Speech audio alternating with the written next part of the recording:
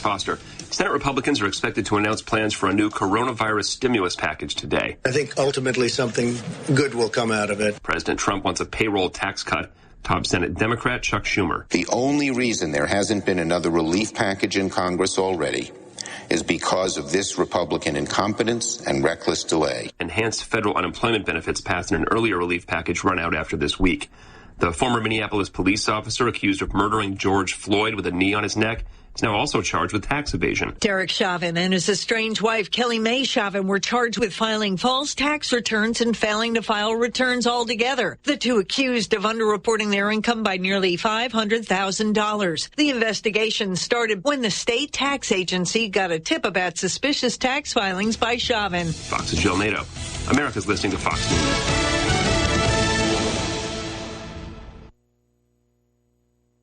From the Fox News Podcasts Network. Stay on top of the latest news and information from Fox News. Listen and download the Fox News Hourly Update on your time. The trending stories you need anytime you want it. Listen and download now by going to foxnewspodcasts.com. There's never been a more critical time. Fox News Media is bringing America together. America is watching news and fearless debate on Fox News Channel. We're invested in you from Wall Street to Main Street to your street with Fox Business. America is listening wherever you are, on radio and podcasts, trending the stories you need anytime you want online, and Fox Nation, streaming the entertainment that celebrates America. Fox News Media, America's news, and much more. The Fox News Rundown is a weekday morning podcast that dives deep into the major and controversial stories of the day. Hosted by the anchors of Fox News Radio. Subscribe now to hear a perspective of news you won't find anywhere else. Listen now by going to foxnewspodcasts.com. Since 1946, Murphy's Builder Supply has been serving the folks of Jessup, Wayne, and surrounding counties with quality products and knowledgeable service. Matter of fact, they feel they sell service first to make sure you get exactly what you need for your home improvement projects. And with each employee at Murphy's being there for 10 years or more, you know you're talking with someone with the experience to help you with building supplies, tools, paint, and all the things you need from a full-service hardware store. The best choice in home improvement is Murphy's Builder Supply, 156 Northeast Broad Street, Jessup. Damon's Famous Fingers and Wings restaurant in Jessup is now open for business, practicing social distancing, but still serving that great food that Damon's is famous for. Come inside or come through the drive-thru, but Damon's is open inside and welcomes back its customers. The menu's the same, the service is fast, and the food is fantastic, and the sauces remain the same, mild, wild, insane, or inferno. The number is the same, 588-WING, 588-9464. Damon's Restaurant on West Cherry Street in Jessup. Dining room now open for business. Come on in and enjoy a great meal today. A bank that puts people first. First Southern Bank, investing in you since 1907. Serving Jessup, Patterson, and Waycross. A true community bank led by experienced neighborhood bankers that live and work in our community. Offering competitive loan options for commercial and consumer clients. Stop by the Jessup branch and meet branch manager Mandy Yeomans and her fantastic team. Call 912-810-1540. Let First Southern Bank be your bank of choice. First Southern Bank, member FDIC, equal housing lender. 803 here at the Big Dog WIFO World Famous Butch and Bob Show, brought to you by First Southern Bank, Damon's Famous Fingers and Wings, and Murphy Builder Supply. Good morning, Jonathan. We've got Amy Denty and Reggie Burgess in from the school system here. Again, we're kind of handicapped because we really don't know when school's going to start. We had this story on the news today. Georgia Department of Education is meeting today and possibly going to push everything back till after Labor Day. But let's just assume school. I guess we're going to go on the assumption, first of all, the school does start on time. Teachers August 3rd, students August 10th. I know you have some information you want to get out to the public if that's the case. So let's just start with that assumption that we're going to start like it was planned before Tuesday's meeting. Okay, sure. Let's go there.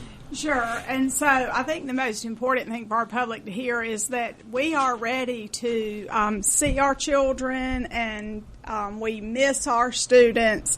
I know that parents think of them as their kids, but we think of our students as ours as well. And so our teachers and administrators, all of us, we are ready to see children and ready to serve children because that's what our mission is all about. And so however we are serving children, whether it's in person or whether it's virtually, we are ready. And we're also ready to be very flexible and change plans quickly as the need arises.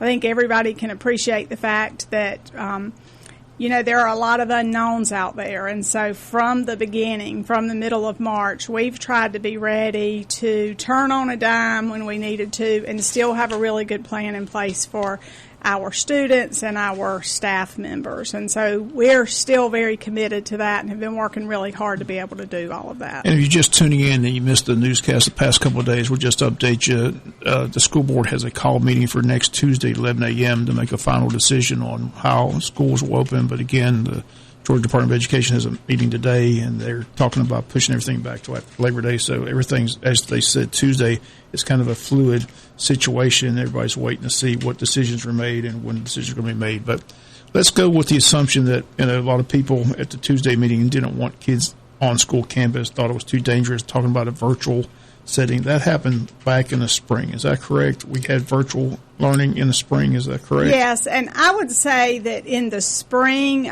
we were more of a hybrid between virtual learning and distance learning. As you know, Wayne County is a rural county, and we have a lot of areas in our county that don't even have access to what we would call reliable internet. And so back in March, we had a hybrid of some students engaged online with Google Classroom with their teachers, and some students picked up instructional packets at the school. If we have to go to a distance learning model this year, at any point in the school year, we are still ready to try to serve everybody. Equity is a big issue with distance learning, and we are really committed to providing equitable services. But does the school provide the computer, though? If a kid doesn't have the computer, how does that work? Yes, we do have a plan for being able to check out Chromebooks now. We didn't do very much of that last spring because, honestly, it happened all very quickly and we weren't quite ready. But we are ready for that now. And our technology department has beefed up our supply of Chromebooks. Chromebooks are the devices that we typically use in the Wayne County school system. And what we know about our population through some of our surveying is that many families have one device, but they might have 3 children. And so we are prepared to be able to check devices out to families who need them. Ms. Jones, our technology director, has also purchased some city-certified hotspots to hopefully provide some internet access to the rural areas. Yeah, that's my concern, too. There's some parts of the county that have no rural. I heard where kids had to come to a country store that had access. Right. Is that true? Yes, that's true. And listen, one of our solutions has been that we've I don't know the right word, cranked up our hotspots like at the tech center and at our schools so that people could pull into the parking lot and access internet like that. Now, having to have a full array of school while you're parked in a parking lot in a car is obviously not the best circumstances. And so we want to be sure that we're problem solving for families that don't even have access. And, I told you a story before we went on air. I talked to a teacher. She said she had 12 students, 9, every day would get on and log on and do the work and do what they're supposed to do. But 3 students just totally went AWOL. Teacher tried to find where they were, what was going on, had no clue. So, Reggie, what do you do with a student who just refuses to do the virtual? I mean, they're just going to get lost for the whole year? Or well, that's why it's really, really important that parents update their contact information as often as they can. We do have families who change cell numbers regularly, and a lot of the information that we disseminate comes through a program that's called Kinvo, and it's a text messaging system. And so as that information is disseminated to parents, if they switched out cell numbers and we had their old number, they're not getting the updated information. And teachers also use that information from our student information system to be able to contact parents' email addresses, phone numbers, and so if that information's changed, we just can't find them, and they do fall behind. But our teachers are very creative and inventive in how they do that. They're reaching out to these parents and these families every way that they can. So. And I do think that is really important, and it's important always, but especially now. So one of the things that we are going to do is have virtual open house. Open houses one of the most well-attended events in Wayne County. And so the reason that we opted for a virtual open house is so that we don't have so many crowds in the school. It's not just about the students, but it's typically the students and multiple members of their families. And so, but the way that parents will find out whose class their child is in and what their class schedule is through those Kinvo messages from their teacher. And so that is really important. And so parents can update their Infinite Campus information in a couple of ways. They can call the school. That may be the simplest way. Our secretaries and computer operators are at school and working and can help with that. Or they can log on to their parent portal. If they're not sure about their parent portal information, they can go to our website and go to parents and then pull down to parent portal information and tools. And then it gives them instructions, either how to log on, or if they've never logged on to the parent portal, it gives them instructions for how to get access to that.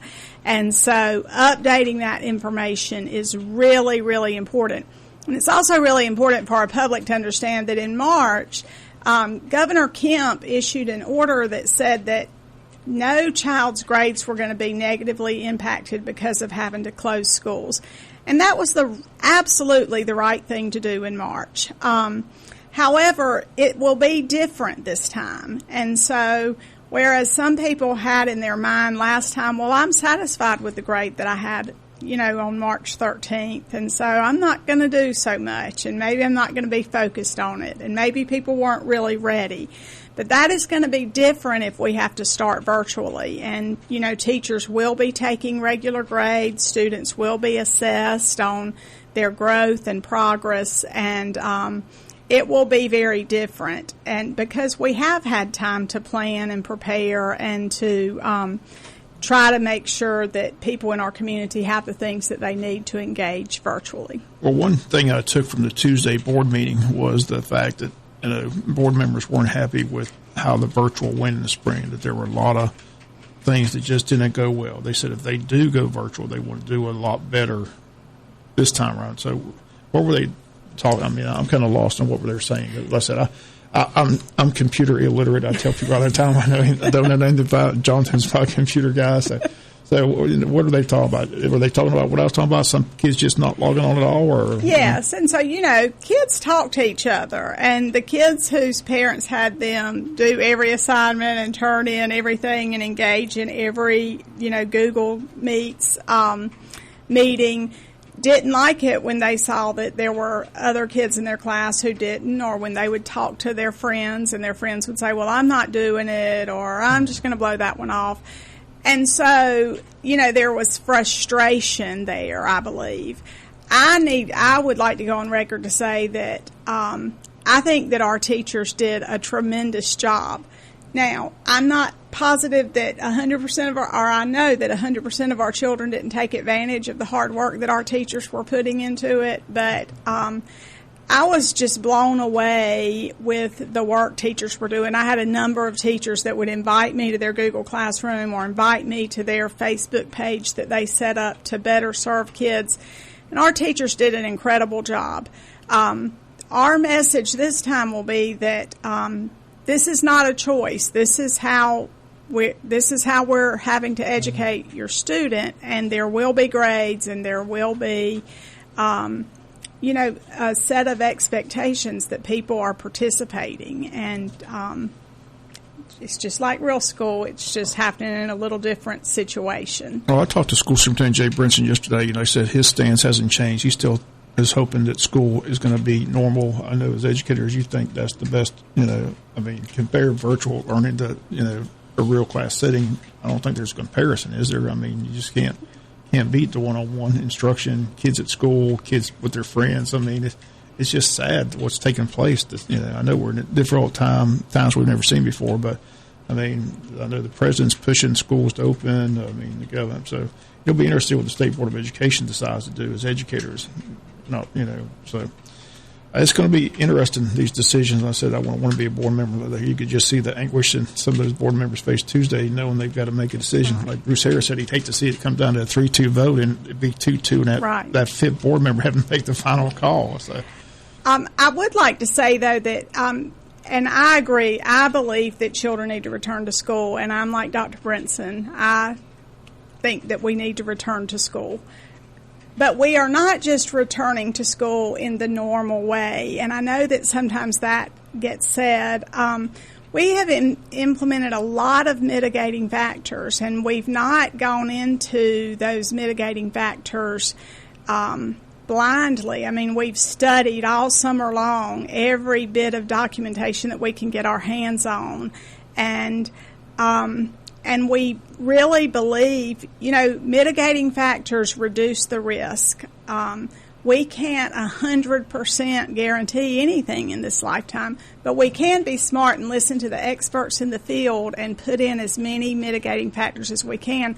And I believe that we have done that, and I believe that our classroom teachers will go even above and beyond that to do all of the things that they can to keep our children safe. Well, most families nowadays, both the husband and the wife have jobs. So I was reading the statewide information. Their concern is, like I said, if all these schools decide it's virtual setting and you got young kids at home, that when your parents are both going, so they have to come up with some kind of plan to find out who's going to take care of their kids while they're at work. So there's a lot of factors involved in this that people don't think about, because families are, they're used to their kids going to school and then being back when they get home. So if that's not the case, then they've got to make arrangements. And they're saying that's what the one thing the State Board of Education was saying, that we got to make decisions to let parents know what the plan is so they can make arrangements for their kids, whether they got to go to school or not go to school. So, and Amy mentioned it's tough to, virtual learning or distance learning is different for different age groups.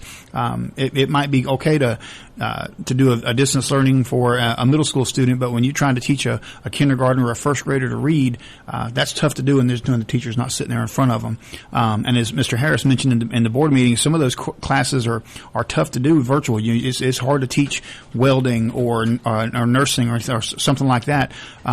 When you're sitting on a computer, whereas some of those things just require hands-on activities, require the teacher to be in front of them. So ideally, we'd like to get the kids back in the classrooms and in front of the teachers, if at all possible. I did want to also mention that one thing I would caution parents and others about is please don't try to get your information from social media. It seems like we have a large segment of our society who thinks that whatever they read on social media is the gospel, and chances are it's not. I try to stay off Facebook as much as I can. I do have a Facebook account, and I do see where sometimes we post information and folks repost it, they share it, but then the comments start chiming in, and more times than not, sometimes those comments are incorrect. So misinformation gets spread really easily, and that just stirs up the community. So I would caution you to, if you want to get reliable information, seek somebody out from the school system who knows what truly is going on. And before Tuesday's board meeting, your staff put out 14 pages of information for parents to look at, and so give us that website and where people need to go to get the correct information. That's posted on the Wayne County School System website, also on the school system Facebook page. It is also available. It was sent out via Kinvo messages to all of our families. But if they did not get that message, again, please update your contact information so that you can get things like that. But it is available on the website. Amy, do you know any other places that's available? No, and our website, and it's long, but I'll say the URL is www.wayne.k12.ga.us. And if you just Google Wayne County Schools, you'll need to Google Wayne County Schools, Jessup, Georgia, because there are other Wayne County school systems across the nation. And so just make sure that you're looking at our page. And again, we do have a Facebook page that Dr. Burgess manages for us and does a great job with that. And so anything that you see that was originally posted on the Wayne County School System Facebook page is reliable, and that document is there as well. And so there are great places that you can find that. One other thing, a survey was released yesterday. Our board is having a called board meeting on Tuesday, and they wanted to gather some more information. And so the survey has been posted on our website and on our Facebook page. It went out through Kinvo. I've seen a lot of people sharing that. And so we do want want input from our parents. We want input from community members who maybe are not parents. We want input from our students who are old enough to read and interact with that survey. How long is the survey? What's the survey asked? The survey is, I think it's about 12 questions. I should have written those things down, but it asks things like if you would prefer to return to traditional school with mitigating factors, or if you would prefer to return to school in an all-virtual situation. It asks things about if we were to have to go to virtual learning, what is the best way to handle meals and counseling services for kids. This has been hard on kids from a social and emotional standpoint, and we have a great counseling staff in Wayne County, and they're committed to working with our kids even if we're not in a situation where students are coming to school every day. And so we ask some questions about that. Extracurricular activities are a big deal, and I think Dr. Burgess has a little bit of information maybe about extracurricular activities. But we ask a question about that because, there are some people who believe that if we were in an all-virtual environment that we shouldn't have extracurricular activities, and so there's a question there about that. It only takes it sounds long, but it only takes about 2 minutes to complete the whole survey, and so we do hope that people will go and complete that survey. The board made it clear they want as much information as they possibly can, and they want people to give their input. So again, we encourage people to do that. Again, if you're just joining us in the studios with us, Amy, Denty, Reggie, Burgess from the school system, giving information. Again, the school board has a meeting called for Tuesday of next week at 11 a.m. to try to make a final decision. Also, want to remind people that the State Board of Education meeting today, and they've got a resolution to possibly push schools in all across the state of Georgia to after Labor Day. So we'll wait and see how that decision goes. But I'm curious too. We give the numbers. We've talked on the Butch and Bob Show frequently about how frustrating these numbers are because they go all the way back to March.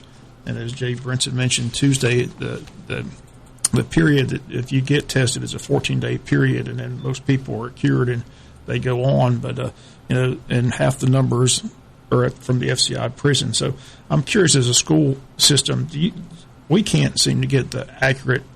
Like I want the number. How many active cases are today?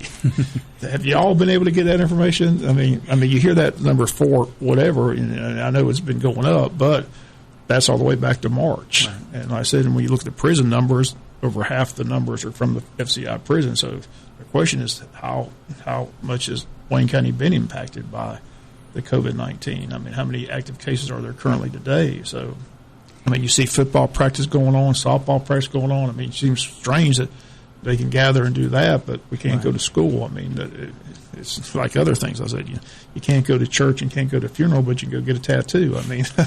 It's just the whole thing's just crazy to me. So we have and I'll say her name, Leslie Mills is a wonderful partner in our school system. She's one of our RESA consultants, and she also does some math consulting work with us, and she's a mathematics expert and is a dear friend and wonderful partner for our school system.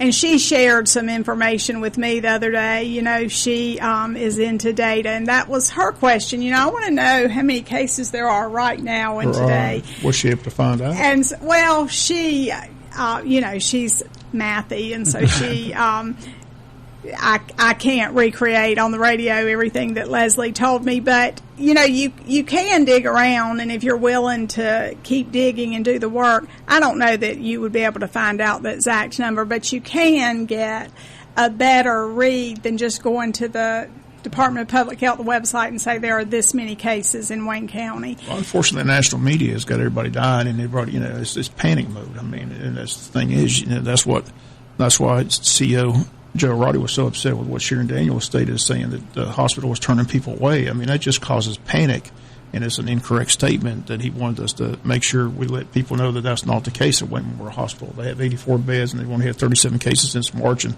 they are accepting patients that have this issue. So, and we want to make sure we get that information out there. So, like Reggie just said, people go on this social media, and they read everything, and they think it's fact, and it's just not fact. But the national media continues to push this narrative that it's, it's just, that's why I'd like to know what the active cases are in Wayne County today. I think people in Wayne County, I don't see people in Wayne County panicking. Like I said, I drive around every day. I see the restaurants are still full. I think people are being smart. They're wearing their mask and they're doing things they're supposed to do, washing their hands. And I see a social distance even in the restaurants. But I see people out and about, trying to get back to some type of normalcy in their life. And that's what they're hoping the school will do as well, to get kids back in school. I think it's important that kids are there with their teachers. I think it's a better setting than sitting in front of a computer, because so many kids just aren't doing what they're supposed to do with the computer. That's what's sad. And everybody has different levels of fear, and I've tried to take the perspective of, to keep that in mind. Everybody has a different fear level with this and different circumstances. And that's where those mitigating factors are so important. We are going to encourage people to wear masks. The owners of Oishi Restaurant have donated 300 clear face shields for our instructional staff, so that, and Reggie was saying how important it is in teaching reading to have face-to-face. Children need to be able to see your lips and the way you're forming those sounds, and we need to see theirs. So we're very appreciative of the Lynn family for that donation, and to be able to provide those to our teachers, our paraprofessionals who are in the classroom. I agree with you, Bob. It makes me happy when I go in public places in Wayne County and so many people are wearing masks. People are being really respectful of each other to stay 6 feet apart when possible. And I think that that's what we have to do. We have to, we have to be good people who are treating others the way we want to be treated. And I think that that's what wearing masks and being careful is all about. It's being respectful to our fellow man. I'm curious, you think it could possibly come down to a choice? They'll give an option that those who want to come to school can come to school, those who want to do virtual. Do you think that would be a possibility, or do you think it's just going to do a standard one for all for one? I don't believe we'll have that third option in Wayne County. This is a decision that Dr. Brinson has wrestled with. But it's really important for us that whatever we're providing, that we're able to provide a level of quality that we're proud of, and a level of quality that we would want for our own personal children. And we, frankly, do not believe that we have the capacity to run a parallel school system, to run a virtual system and an in-person system. And so our choices in Wayne County are likely going to be either in person or virtual, and we believe that we can provide quality if we're only having to focus, in one direction. If they do go back to school, and they're talking about it won't be a normal situation, most likely people will be wearing masks. How difficult would that be for elementary kids, or kindergarten kids to have? I just can't imagine a kindergarten teacher being able to keep all her kindergarten kids wearing a mask. I mean, that would just be. Social norms, though, social norms are a powerful thing, especially with little children. And so, with little children, often you don't even have to get on to anybody. You can just say, I like the way that Reggie is sitting crisscross applesauce. I like the way Reggie has on his mask and isn't playing with it. And kids, follow, really? Little children do. That's pretty powerful. And so, everybody has seen all the funny little videos on Facebook about a kindergarten class wearing masks. But here's the thing. We need our families and our parents to help us and encourage this. And so if you want your child to wear a mask at school, they need to be practicing that right now.